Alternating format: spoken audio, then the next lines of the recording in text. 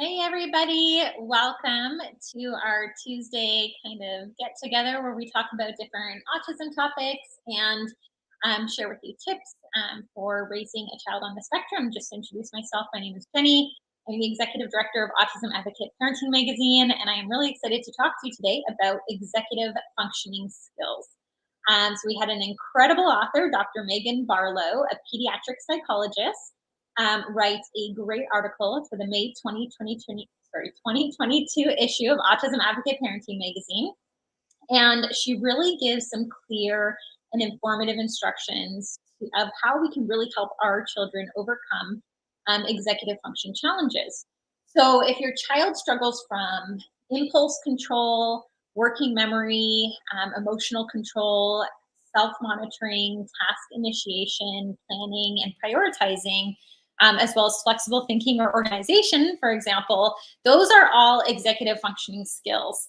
And in fact, some reports suggest that up to 80% of autistic individuals have serious deficits in the executive functioning area.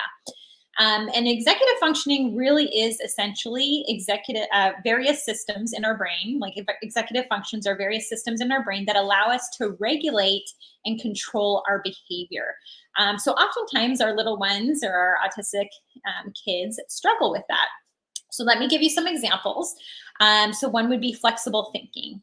And I know that's one that my son really struggles with. And that's really the ability to think about multiple concepts simultaneously and to consider many aspects of a complex situation and to reflect on different perspectives and solutions. Oftentimes, this is an area of struggle for autistic individuals. Some also struggle with impulse control, so the ability to inhibit responses. Some struggle with working memory, so the ability to store and use information in one's memory to perform a task or to make decisions based on past experiences. Also, another executive functioning skill would be emotional control. So that really would be the ability to manage your emotions in order to achieve goals, complete tasks, or direct behavior to interact effectively with others. There's also the skill of self-monitoring. So being aware of one's own behavior, feelings, and thoughts. As well as planning and prioritizing. So that really includes the ability to envision the steps needed to achieve a goal or to complete a task, as well as to make decisions about what items they should focus their attention on in pursuing a goal or completing that task. Also, task initiation. So the drive to get started on a task. I know my son really does struggle with that one, as well as organization. And that would be the ability to create and maintain systems to keep track of information and materials needed to communicate or complete a task. So a very simple example of that would be, having a calendar or having a to-do list or writing an agenda. So my son who struggles with task initiation, even just to start that, also struggles with organizing himself. So oftentimes that's needed to be given to him. But what we really want to do is empower them and help them to develop those executive functioning skills. So I love how Dr. Barlow gave a great example of how this works. So I'm just going to kind of share with you an excerpt from her article.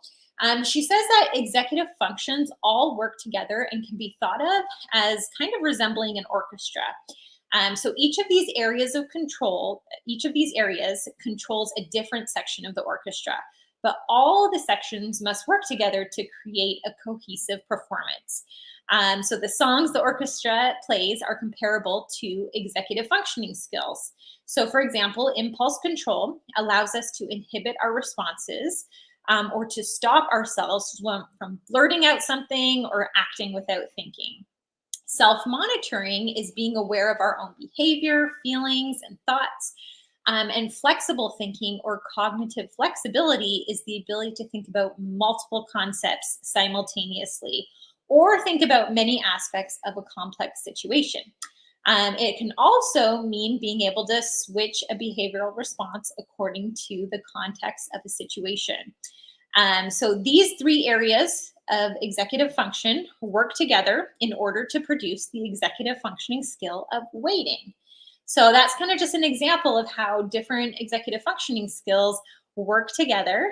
And in this case, to produce the executive functioning skill of waiting. And so I really found her article quite interesting because she really does go through, how you can help your child overcome those challenges. So she goes pretty in depth into, appreciating the complexities of it, of course, determining underlying executive function. So what's the underlying reason that they're struggling or having that challenge? Which function is it? And then capitalizing on the child's strength, using visual strategies, using their special interests to help develop it, and then teaching a skill and then broadening its application. So she goes actually into all of these different areas pretty in depth. So I really enjoyed her article this issue. I want to share with you a little bit about executive functioning skills. If you're interested in reading more about that article, or you want to grab a subscription to Autism Advocate Parenting Magazine, you can do that through Autism and Us, which is an incredible charity. And they get a % back to further their mission as well. So if you do subscribe, make sure you use their link, www.autismadvocateparentingmagazine.com/autism and us. So that's all in one word. And then you can use the coupon code Autism and Us, all in capitals, one word, and you'll get some extra bonuses in your account, specifically to Autism and Us, and you'll get an incredible discount as well.